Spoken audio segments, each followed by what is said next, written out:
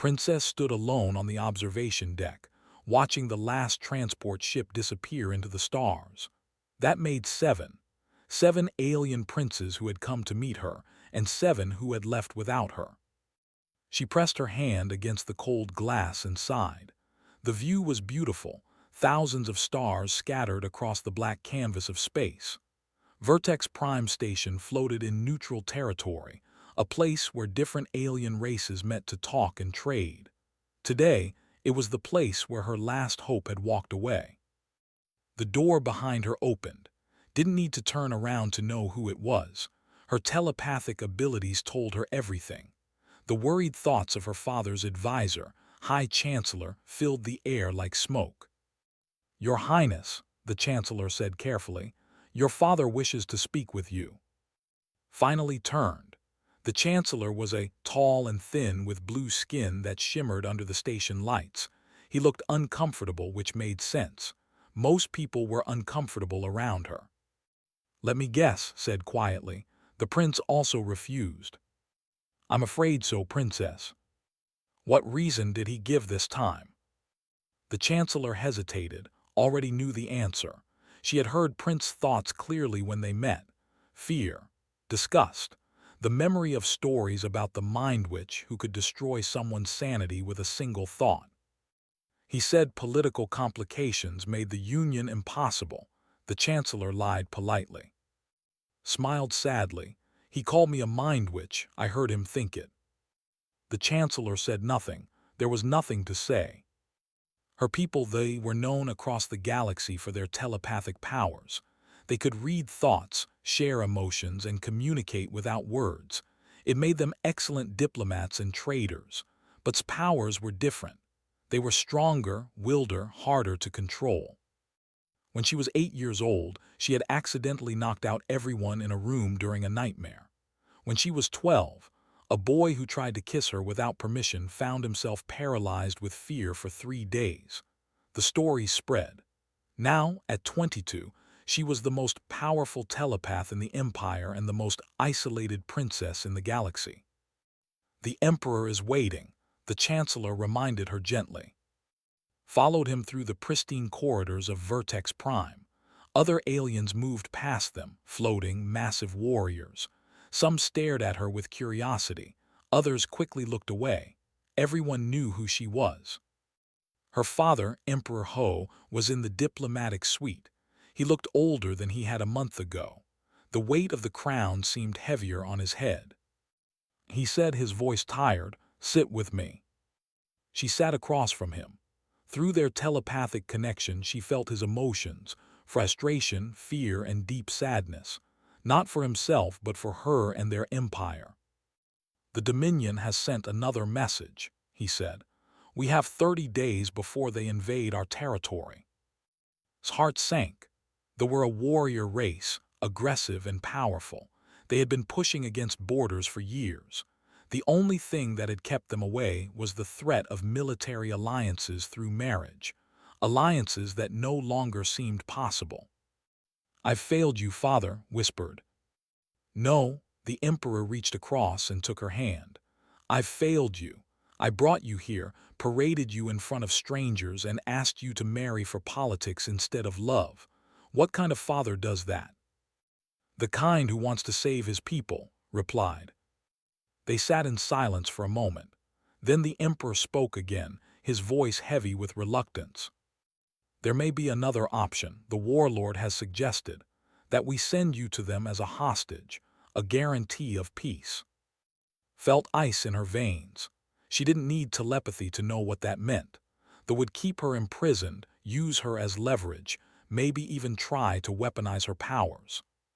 "How long do I have to decide?" she asked. 15 days, but I won't force you. If you refuse, we'll find another way. We'll fight if we must." Nodded slowly and excused herself. She needed to be alone. That evening, she walked through the station's gardens, a beautiful dome filled with plants from 100 different worlds. She found a quiet corner and sat beneath a tree with silver leaves. "Beautiful, isn't it?" Jumped, startled. She hadn't sensed anyone approaching. A human man stood a few feet away, looking up at the tree. He was young, maybe late 20s, with dark hair and kind eyes. He wore the simple uniform of Earth's diplomatic corps. "I'm sorry," he said quickly. "I didn't mean to startle you. I can leave if you want privacy." "No, it's fine," said, surprised at herself. She usually avoided strangers. The man smiled and gestured to the bench. "May I?" She nodded. He sat down, keeping a respectful distance. "I'm Yang," he introduced himself. "Ambassador Yang from Earth, and your princess. I saw you at the reception last week." "You were at the reception. Didn't remember seeing him." "Way in the back," Yang admitted with a laugh. "Earth is still pretty new to the Galactic Council. We don't get front row seats yet." Found herself relaxing slightly. There was something different about this human. His thoughts were chaotic, not in a bad way, but like a river with many currents. It was almost comforting compared to the orderly minds of other aliens. "I'm sorry about the princes," Yang said suddenly. "I know it's not my business, but I wanted to say that they're idiots." Blinked in surprise. "Excuse me." 7 guys had the chance to marry someone amazing, and they all walked away because they were scared. That's the definition of idiotic. "You don't know anything about me," pointed out. "True," Yang agreed. "But I know you've been handling rejection with grace. I know you're trying to save your people through marriage instead of war. And I know you're sitting in a garden alone instead of feeling sorry for yourself in some fancy room. That tells me enough." Felt a strange warmth in her chest. When was the last time someone had said something kind to her? "Why aren't you afraid of me?" she asked quietly. Yang considered the question. "Should I be?" "Most people are. They've heard the stories." "I've heard stories about humans too," Yang said. "Some aliens think we're crazy because we're so unpredictable. Others think we're dangerous because we don't have natural defenses like claws or armor, so we built weapons instead. Stories are just stories. I prefer to judge people by who they are, not what others say about them." They talked for another hour. Yang told her about Earth, about growing up during the reunification wars, about why he became a diplomat. Found herself sharing things she rarely told anyone: her dreams of being a scientist, her loneliness, her fear of hurting people. When they finally parted ways, felt something she hadn't felt in years. Hope. Not because a solution had appeared, but because for one evening she had felt like a normal person having a normal conversation. She didn't know it yet, but that conversation would change everything. Back in his quarters, Yang sat at his desk, unable to stop thinking about the lonely princess with the silver eyes and the sad smile. His sister had told him stories about Princess' situation. Now, having met her, Yang felt something stirring in his mind. An idea, a crazy, impossible, potentially brilliant idea. He pulled up his communication terminal and sent a message to his friend, Captain 1. "1, I need to talk to you about something important, something that might sound insane." The response came quickly. "When have your ideas ever been anything else? I'm listening." Yang smiled and began to type. Captain 1 stared at Yang like he had grown a second head. "You want to do what?" she asked slowly.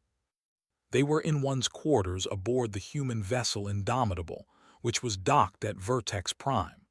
Yang had just explained his plan, and his friend looked ready to check him into the medical bay. "I want to propose marriage to Princess," Yang repeated calmly. "The alien princess, the telepath, the one that 7 alien princes just rejected." "Yes." One rubbed her temples. "Yang, we've been friends since the academy. I've supported you through a lot of crazy ideas, but this is beyond crazy." "Hear me out," Yang insisted. He pulled up a holographic display showing star maps and political data. "The Empire controls key trade routes that lead straight to human space. If they fall to we're next. They won't stop with the." "So this is about strategy?" one asked skeptically. "It's about strategy and—" Yang paused.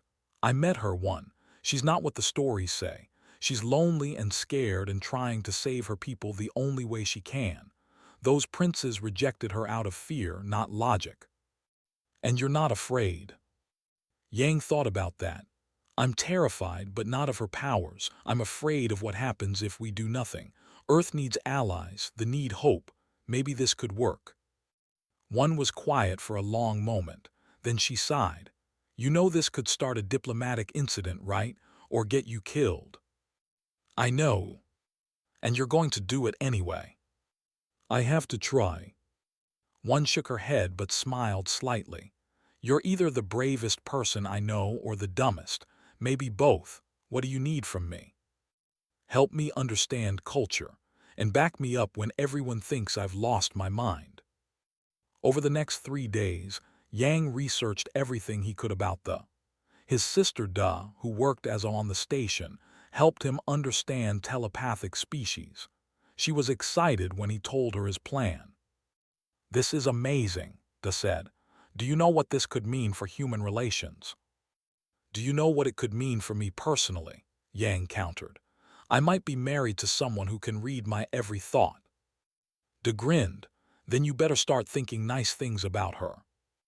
The hardest part was getting an audience with Emperor Ho. Yang submitted a formal request through proper diplomatic channels. The request was so unusual that it took 2 days to get a response. When it came, it was brief. Request granted. 1 hour. Tomorrow. Yang barely slept that night. He rehearsed what he would say 100 times. Each version sounded worse than the last. The next day, he stood outside the emperor's private chambers, wearing his formal diplomatic uniform. High Chancellor met him at the door. Ambassador, the Chancellor said carefully, the emperor is curious about your request. May I ask what this concerns? I'd prefer to speak to the emperor directly, if that's acceptable. The Chancellor studied him for a moment, then nodded. Very well, but be respectful. The emperor has much on his mind.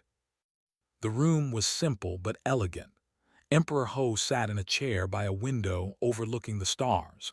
He looked up as Yang entered and gestured to a seat across from him. Ambassador, the emperor said, you requested this meeting, speak. Yang took a deep breath. Your Majesty, I come with a proposal. I wish to marry your daughter, Princess, and bring Earth's full support to the Empire.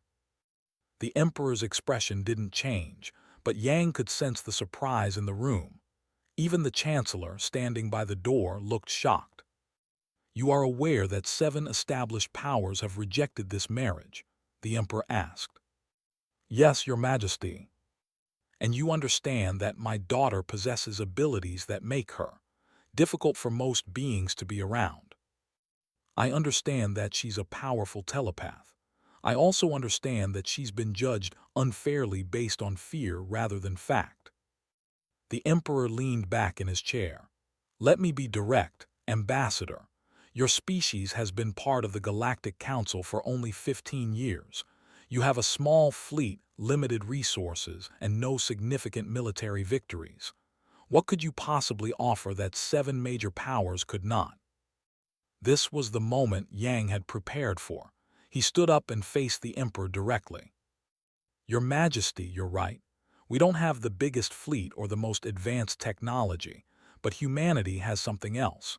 We survived ice ages with nothing but stone tools. We survived plagues that killed half our population. We fought wars against ourselves and learned from them. We went from wooden boats to starships in just a few centuries. He paused, making sure he had the emperor's full attention. Humanity is stubborn, Your Majesty. We don't know when to quit. We protect what's ours with everything we have. And if Princess becomes one of ours, then we'll learn exactly what that means. The emperor was silent for a long moment. Bold words, Ambassador, but words are cheap. Then let me prove it, Yang said. Give me 1 hour with your daughter. Let her read my thoughts. Let her see if I'm sincere. If she refuses me, I'll leave and never speak of this again.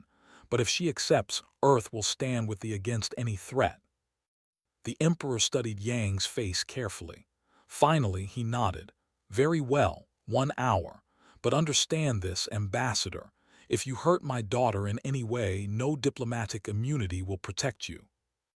I understand, Your Majesty. An hour later, Yang found himself in a private meeting room, waiting. He had asked for tea to be prepared, style, which he had researched carefully. His hands were shaking slightly as he poured 2 cups. The door opened. Princess entered looking surprised. Ambassador, she said, what is this about? Please sit, Yang said, gesturing to the chair across from him. I made tea, I hope I did it right. Sat slowly, clearly confused. My father said you wanted to meet with me. I did, I wanted to ask you something important. Yang pushed a cup of tea toward her. But first, I have a question. What do you want, Princess? Blink to what? What do you want? Not what your empire needs, not what your father wants. What do you want for yourself? No one had ever asked her that before. Stared at the human ambassador, trying to understand what game he was playing. Carefully, she reached out with her telepathic senses to read his surface thoughts. What she found shocked her. There was no deception, no hidden agenda, just genuine curiosity and nervousness. He was actually nervous about making a good impression. I started, then stopped. I wanted to be a scientist. I wanted to study telepathic bonds between different species. I wanted to choose my own path instead of having it chosen for me. Yang nodded. I understand that. I grew up during Earth's reunification wars. My parents died in the fighting. I became a diplomat because I wanted to stop conflicts before they started. I wanted to choose peace instead of having war choose me. They talked, really talked. Yang asked about her research interests, her favorite places on her dreams beyond politics. Found herself sharing things she had never told anyone outside her family. And his mind, it was fascinating. Where other aliens had thoughts that moved in straight, logical lines, Yang's consciousness was like a storm. Emotions mixed with memories mixed with random songs and jokes and worries. It should have been overwhelming, but instead it was strangely comforting, like white noise that blocked out the sharper thoughts of others. Finally, after they had talked for almost the full hour, Yang set down his teacup. Princess, I came here today to ask you something. I want to marry you. Froze what? I know it sounds crazy. We just met a few days ago, but I've seen the situation you're in. 7 princes rejected you out of fear. Your empire needs an alliance. They are threatening war, and you deserve better than to be treated like a weapon or a hostage. You don't know me, whispered. You're right, but I know enough. I know you're intelligent, kind, and stronger than you think. I know you're trying to save your people at great personal cost, and I know that if we work together, we might actually have a chance. This is political, said flatly. Partly, Yang admitted. Earth needs the alliance, but it's also personal. Those princes were fools to reject you, and I'm tired of watching powerful people make decisions based on fear. So here's my proposal, marry me. Give Earth and the chance to build something new together. And maybe, if we're lucky, we'll find something real along the way. Looked into his eyes, then deeper into his thoughts. She saw his sincerity, his hope, and yes, his fear. But underneath it all was something else, a genuine belief that this could work. You're insane, she said softly. Probably, Yang agreed with a small smile. But humans are good at that. Was quiet for a long moment. Then slowly she smiled back. Yes. Yes. Yes, I'll marry you, Ambassador. Yang's face broke into a huge grin. Really? You're the first person who's seen me as instead of just the princess. You're the first person who hasn't been afraid. So yes, let's try this insane plan of yours. The announcement sent shockwaves through the Galactic Council, the human ambassador and the princess. Everyone had an opinion. And far away in space, Warlord laughed when he heard the news. A human. This changes nothing. In 20 days, the fall. He had no idea how wrong he was. The engagement announcement created chaos across the galaxy. News channels broadcast the story constantly. An unknown human diplomat marrying the princess that 7 powerful princes had rejected. Some called it romantic. Others called it desperate. They called it amusing. Yang woke up the morning after the announcement to find his communication terminal flooded with messages. Earth's government wanted explanations. The Galactic Council wanted details. Various ambassadors wanted to know what humanity was planning. His sister burst into his quarters without knocking. "You're famous," she announced, showing him a "look at this. Human diplomat's bold move. Earth makes unexpected alliance. There's even a betting pool on how long the marriage will last." "That's encouraging," Yang said dryly. "Don't worry, I bet on you two making it work," De grinned. "How are you feeling?" "Terrified, excited, wondering if I've made a huge mistake." "Normal wedding feelings then," De said. "Except your wedding might prevent a war, no pressure." The real pressure came an hour later when Admiral arrived from Earth's 7th Fleet. The Admiral was a legend, a veteran who had fought in the colony wars and earned the respect of even alien military commanders. He did not look happy. "Ambassador," the Admiral said formally, "Earth's Secretary General has sent me to understand the situation. You've committed Earth to a military alliance without proper authorization." "I understand, Admiral," Yang replied, "but the opportunity was time-sensitive. The invasion fleet is already mobilizing." "And you think one marriage will stop them?" "No, sir, but I think a strong alliance might. They have advanced technology and powerful telepathic coordination. Humanity has adaptability and tactical creativity. Together, we could be stronger than either of us alone." Admiral studied him carefully. "You've met the princess?" "Yes, sir." "And she's really agreed to this?" "She has." The Admiral was quiet for a moment. Then, surprisingly, he smiled. "You have guts, Ambassador. Let's hope you also have luck. Show me what they are working with. If we're going to war, I need to know our allies." The next 2 weeks became a whirlwind of activity. The wedding was scheduled quickly, too quickly for normal diplomatic standards, but the deadline didn't care about tradition. 15 days until the ceremony. 15 days to build an alliance that could work. Yang and met every day, learning about each other while coordinating military and political preparations. Lady's childhood friend and lady-in-waiting became an invaluable guide. "The key to being around," explained to Yang one afternoon, "is not to fear her. She spent her whole life around people who are afraid. Your thoughts are chaotic, which actually helps, but you need to learn some basic mental discipline." She taught him simple meditation techniques that children learned, how to organize his surface thoughts, how to project calm when he felt stressed. It was harder than any diplomatic training Yang had ever done. "Human minds are like storms," said, "but even storms have an eye, a calm center. Find yours." Slowly, Yang improved, and as he did, he noticed something wonderful. When he was calm and focused, could share her telepathic awareness with him. He could sense emotions from others, feel the ebb and flow of thoughts around them. It was overwhelming but incredible. "Is this what the world is like for you?"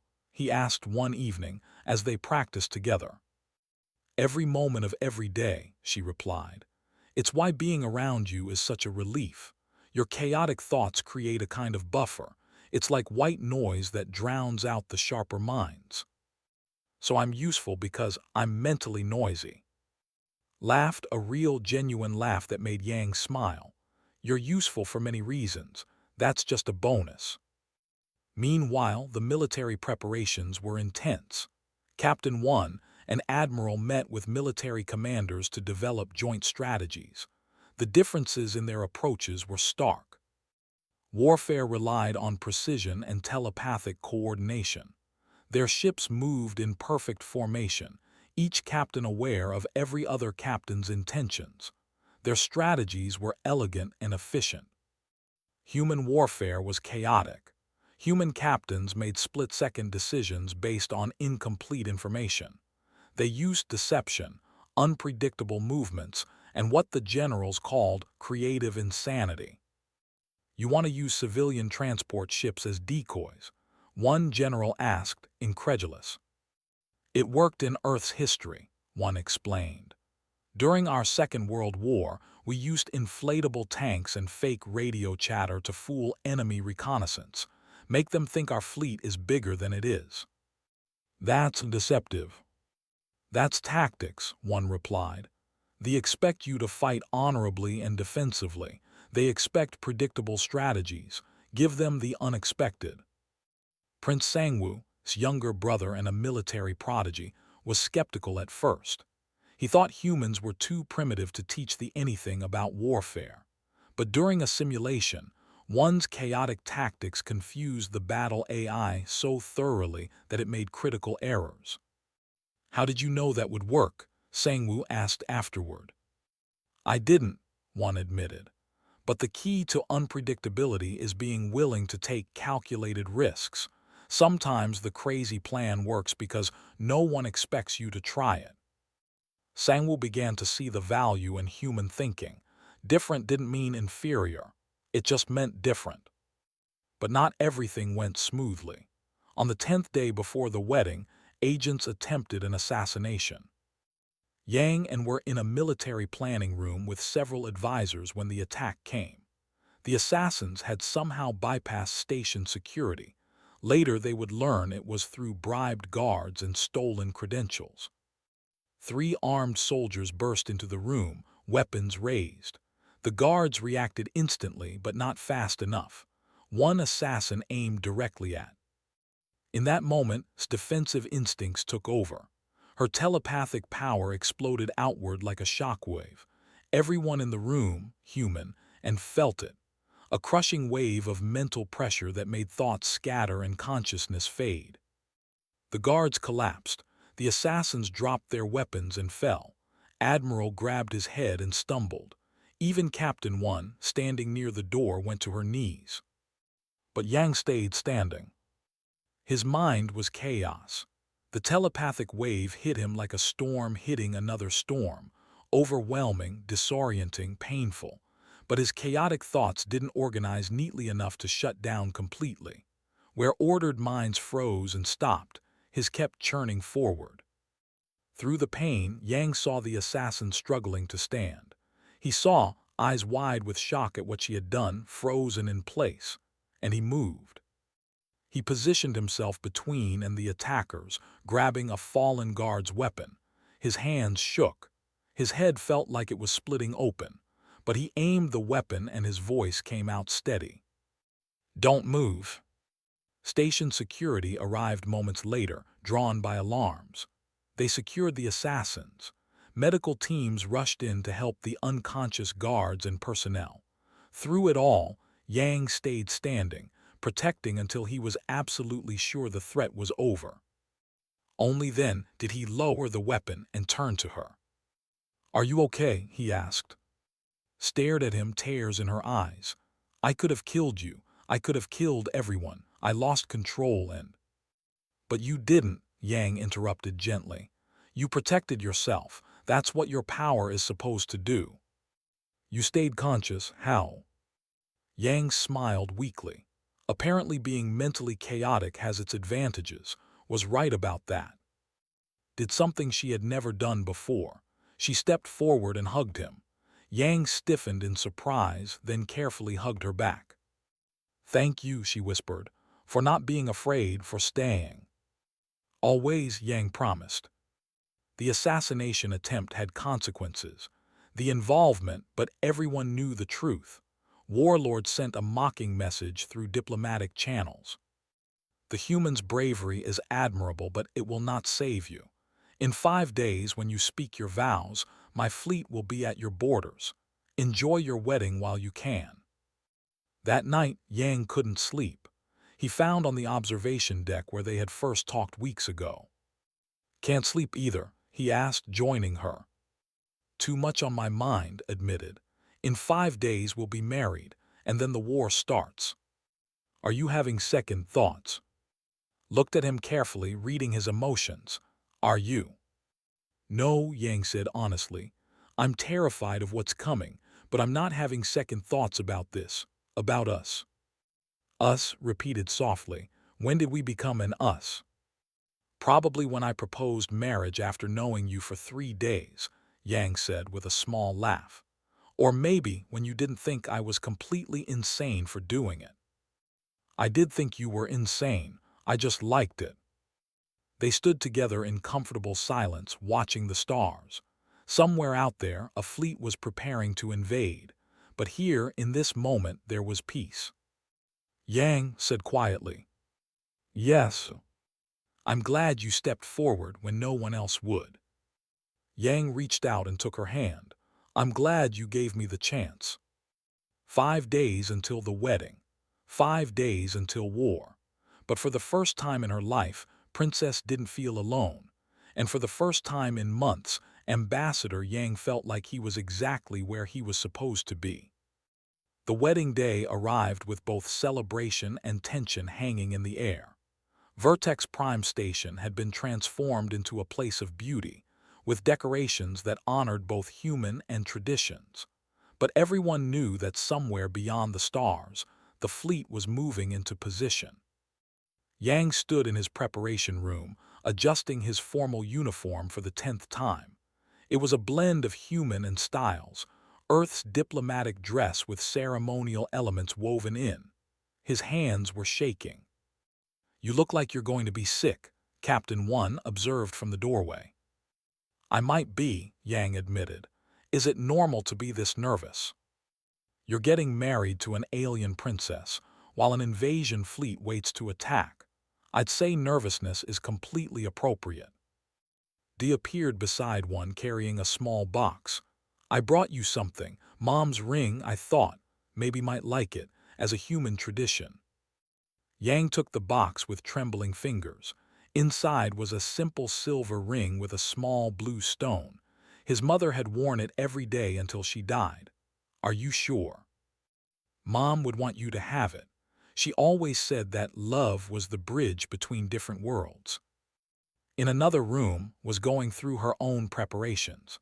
Lady helped her into the wedding gown, a stunning creation that seemed to shift between silver and blue as light touched it. It represented the joining of two peoples, two cultures, two futures. "How do you feel?" asked. "Terrified, excited, like I'm standing at the edge of a cliff." "That's called being alive," said with a smile. "You've spent so long being the isolated princess. Now you get to be a wife, a partner, an ally. It's okay to be scared." "What if I hurt him? What if my powers?" "He stayed conscious during your defensive blast," reminded her. "He stood between you and assassins while his head was probably exploding from pain. I think he can handle being married to you." Elder Jin, the oldest human diplomat, came to give a traditional blessing. The old woman had been one of the first humans to make contact with alien species, and her wisdom was respected across the galaxy. "Princess," Jin said gently, "may I speak freely?" "Of course, Elder." "When Earth first joined the Galactic Council, we were dismissed as insignificant, too primitive, too young, too chaotic. But we proved that being different can be a strength. Your marriage to Yang represents that same principle. Together, you'll show the galaxy that the best alliances come not from similarity, but from complementary strengths." The ceremony was scheduled to be broadcast across the galaxy. Thousands watched in person while billions tuned in from there. The location was the Great Hall of Vertex Prime, a massive chamber with windows showing the stars beyond. The ceremony began with rites. Emperor Ho, looking proud despite his worries, led to the ceremonial circle. In tradition, the couple would perform a mental bonding, sharing thoughts and emotions before witnesses to prove the strength of their connection. Yang entered from the other side, escorted by Admiral. When he saw, his breath caught. She was beautiful, yes, but it was more than that. She looked happy, truly happy. They met in the center of the circle and joined hands. "Are you ready?" whispered. "Absolutely not," Yang whispered back. "Let's do this anyway." The mental bonding began. Carefully lowered her mental barriers and reached out to Yang's consciousness. He did his best to project his thoughts clearly, the way she had taught him. And there, in front of thousands of witnesses, they shared something profound. Everyone watching felt it. The telepathic species through their own senses, the non-telepathic species through the emotional resonance that filled the hall. This wasn't a forced political bond. It was real. Two very different beings finding connection, understanding, and the beginning of something deeper than alliance. The human portion of the ceremony followed. Yang spoke his vows in clear, strong words that echoed through the hall. "I promised to stand with you when 7 princes would not. I promised to see you, not your power. I promise that when the galaxy doubts you, I will be your certainty.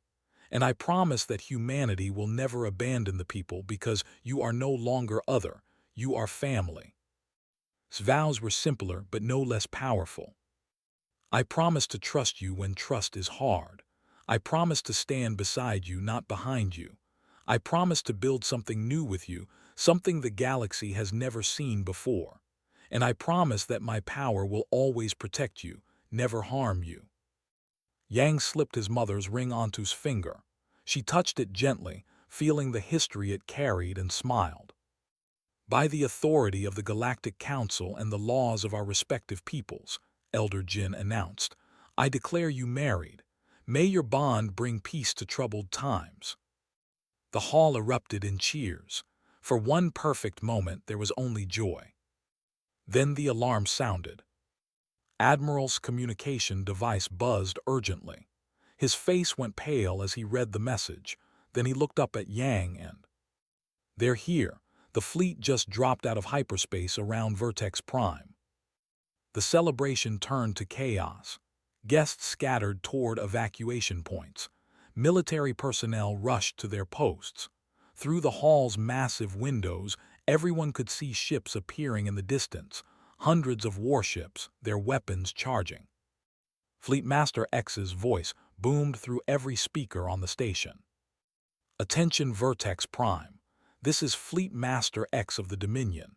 You have 30 minutes to surrender the delegation and the human ambassador, or we will open fire. Your pathetic wedding changes nothing." Gripped Yang's hand. "He's going to attack the station, all these people." "No," Admiral said firmly. "We anticipated this." He pressed a control on his wrist device. Across the station, hidden systems activated.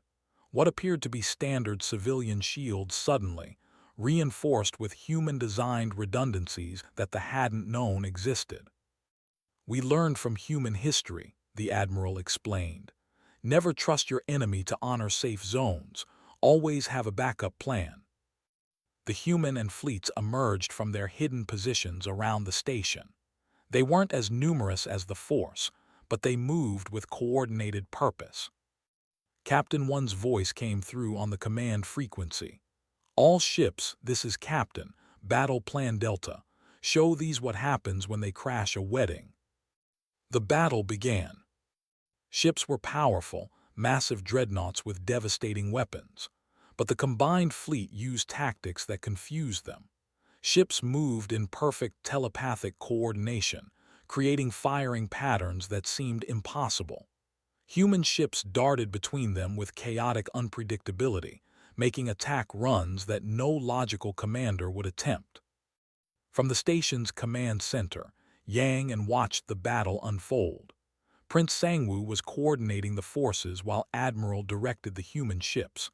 The contrast in their styles was visible, Sangwoo's elegant precision versus creative chaos. "We're holding," Sangwoo reported, "but their numbers are too great. We need something more." Turned to Yang. "I have an idea, but it's risky." "What kind of risky?" "During the assassination attempt, you stayed conscious when everyone else fell. That means your mind can handle my telepathic power better than most. If I use our bond, I might be able to extend my awareness to the human fleet." Yang understood immediately. You want to give human captains telepathic coordination like the have. It's never been done before. I don't know if it will work, and if I push too hard I could hurt people. Yang looked at the battle display. Ships were being destroyed on both sides. They were slowly overwhelming their defenses. They needed an edge. Do it, he said. I trust you. Took both his hands and closed her eyes. Through their bond, strengthened by their marriage vows, she reached deeper into his consciousness than ever before. Then, using him as a bridge, she extended her awareness outward. In the human fleet, captains suddenly felt something impossible, a gentle presence in their minds, offering coordination without words. They could sense each other's positions, intentions, movements. Captain 1, surprised but adaptable, immediately understood what was happening. All human ships, she broadcast, accept the connection, trust the princess. Let's show these what we can do. The effect was immediate. Human ships, normally chaotic and unpredictable, suddenly moved with precision while maintaining their creative tactics. It was the best of both approaches, ordered chaos, precise unpredictability. The fleet faltered, confused by the impossible coordination. Their intelligence had said humans couldn't coordinate telepathically. Yet here they were, moving like a single organism. Fleet Master X watched from his flagship as the battle turned against him. This wasn't supposed to happen. They had never lost to inferior numbers. But these weren't inferior forces anymore. They were something new, something unexpected. All ships withdraw, he ordered reluctantly. Fall back to hyperspace coordinates. The fleet retreated, their ships limping away from Vertex Prime. The combined human fleet didn't pursue. They had won the defense, and that was enough. In the command center, released the telepathic connection and collapsed against Yang. He caught her, holding her steady. Did we win? She asked weakly. We won, Yang confirmed, relief flooding through him. Around them, the command center erupted in cheers. But Warlord's final transmission came through, cold and angry. You've won a battle, not the war. We will return with our full strength. No human tricks will save you then.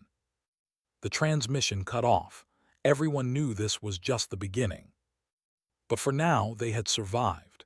Yang and, married for less than an hour, had proven that their alliance was real. And the galaxy had witnessed something it had never seen before, humans and fighting as one. Later that night, alone in their quarters, and Yang finally had a moment to breathe. So, Yang said, that was quite a wedding. Laughed despite her exhaustion. I don't think anyone will forget it. Are you okay? That telepathic bridge. It looked like it took everything you had. I'm tired, but I'm okay. She took his hand. We did it, Yang, we actually did it. We did, though the war isn't over. No, but we're not alone anymore. They sat together in the quiet, holding hands, husband and wife. Outside, the combined fleet maintained watch. Somewhere in the darkness they were regrouping. The real war was just beginning. 3 days after the battle at Vertex Prime, the Dominion made their response clear. Warlord mobilized the entire war fleet, over 1,000 ships, the largest military force assembled in decades. His message was broadcast across the galaxy. The Empire and the human species have declared themselves enemies of the Dominion. We will answer with total war. This is not negotiation. This is extermination. The galaxy watched and waited. Most expected them to retreat to offer surrender terms. The humans were too new, too small to matter. This would be a short war. They were wrong. On Earth, Secretary General Me called an emergency session of the unified government. The debate was fierce. Some argued that Earth should withdraw, that one marriage wasn't worth risking humanity's future. Others argued that abandoning allies would mark humanity as cowards forever. Me listened to all sides. Then she stood and spoke words that would become legendary in human history. 15 years ago, we joined the Galactic Council as the newcomers. Some species welcomed us, Others ignored us. A few laughed at us. Today, one of our own has married into an alliance that defines who we are. They expect us to run. The galaxy expects us to fail. I say we show them what humanity does when someone threatens our family. We show up, we fight, and we win. The vote was unanimous. Earth would commit its full military might to defend the Empire. Every human colony contributed ships. Mining stations sent defense platforms. Science vessels were retrofitted with weapons. In just 3 days, Earth's fleet grew from hundreds to over 1,000 vessels. They weren't the most advanced ships, but they were crewed by humans who understood one thing perfectly. When pushed, humanity pushes back harder. On Vertex Prime, Yang and worked with military commanders from both species to plan their defense. Doctor, a brilliant human neuroscientist, arrived with a prototype device. We call it the telepathic bridge interface, he explained, showing them a small neural implant. Based on the connection between you two, this allows telepaths to coordinate with non-telepathic species without overwhelming them. It's still experimental, but the initial tests are promising. How promising? Admiral asked. Promising enough that we could outfit the entire fleet in 48 hours, Doctor replied. It won't make humans into telepaths, but it will let them share tactical awareness with forces more easily.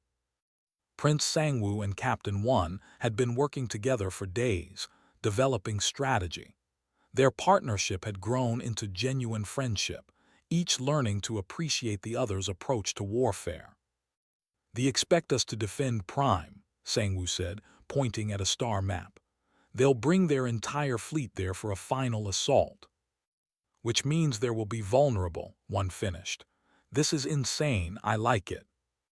They presented their plan to the full military council. It was audacious and risky, everything a good human plan should be. Instead of defending space, they would take the fight to the. A massive feint would draw the fleet to Prime.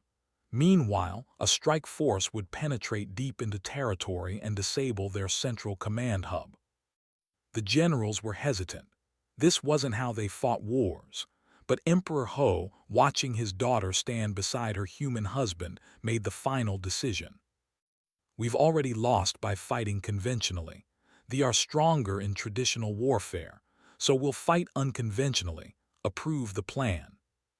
The next week was chaos. Engineers worked around the clock installing the telepathic bridge devices. Pilots trained in coordinated tactics. Supply lines were established. And Yang found themselves at the center of it all, the living symbol of what human cooperation could achieve.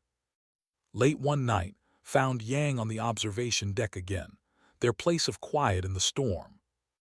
Can't sleep, she asked, joining him. Too much on my mind. Tomorrow we put everything in motion. Either it works or we lose everything. Took his hand.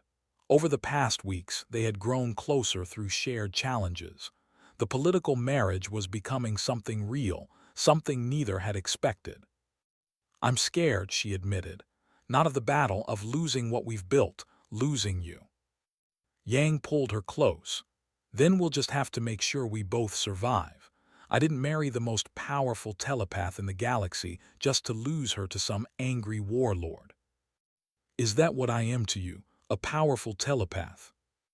No, you're the woman who loves science but got stuck in politics, who's afraid of hurting people but willing to protect them anyway, who gave a nobody human diplomat a chance when princes wouldn't.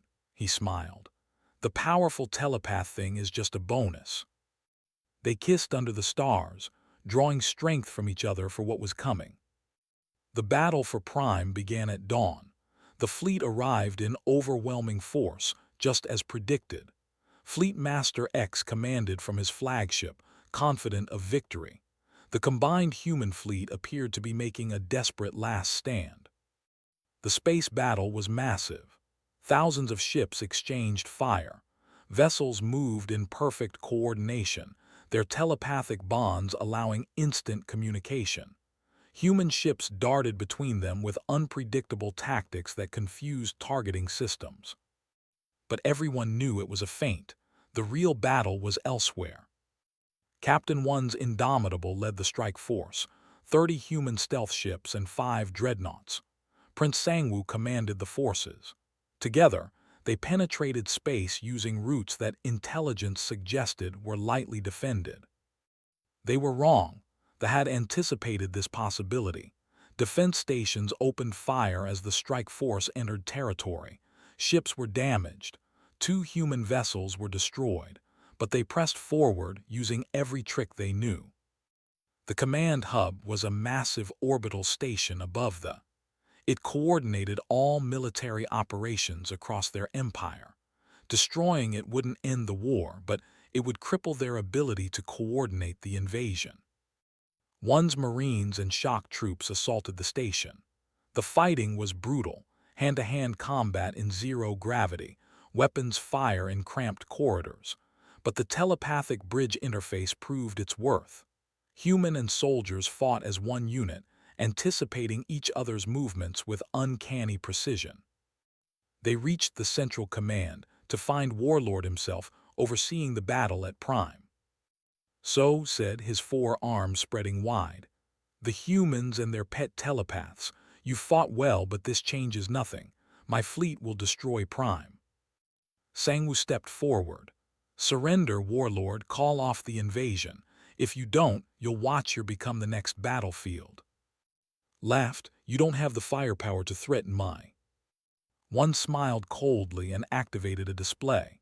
It showed 4 human ships positioned around orbital infrastructure, power stations, communication arrays, civilian habitats. "You're right," one said. "We can't destroy your, but we can cripple it. We can send your civilization back to the Dark Ages. Your people will suffer for years.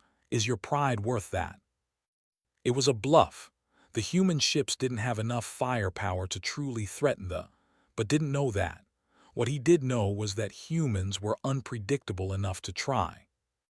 At Prime made her own bold move. Using the telepathic bridge amplified through every telepath in the fleet, she broadcast directly to the forces. Not threats, not demands, just her truth. The fleet experienced something unprecedented, the actual thoughts and emotions of the mind which they had been taught to fear. They felt her loneliness, her rejection, her determination to protect her people. They felt her love for her human husband, her hope for peace. It didn't make them abandon the fight. They were warriors, not poets, but it created something more dangerous than sympathy. It created doubt. These weren't the monsters they had been told about. They were people.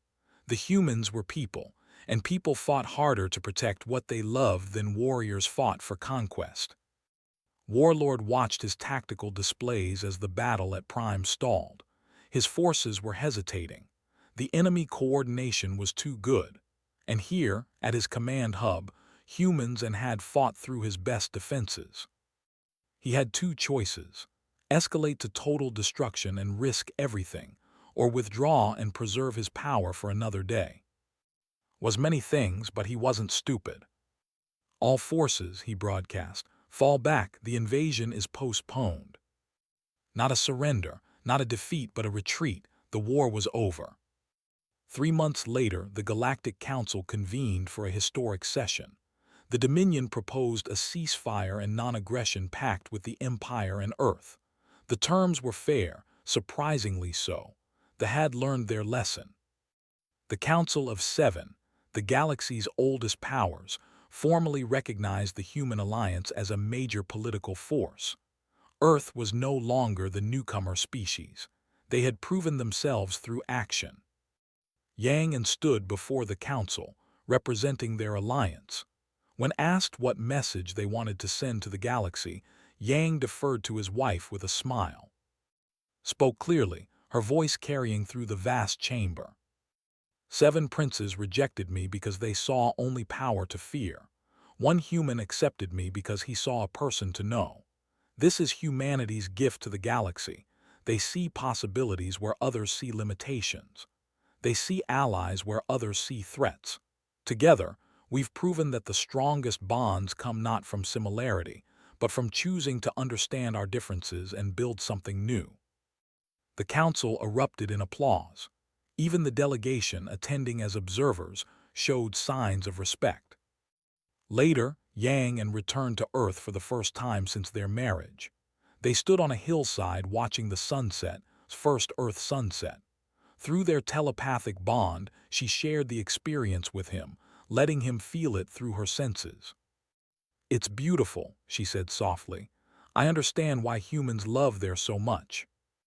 "Every world is beautiful to someone," Yang replied. "But this one's special because I get to show it to you."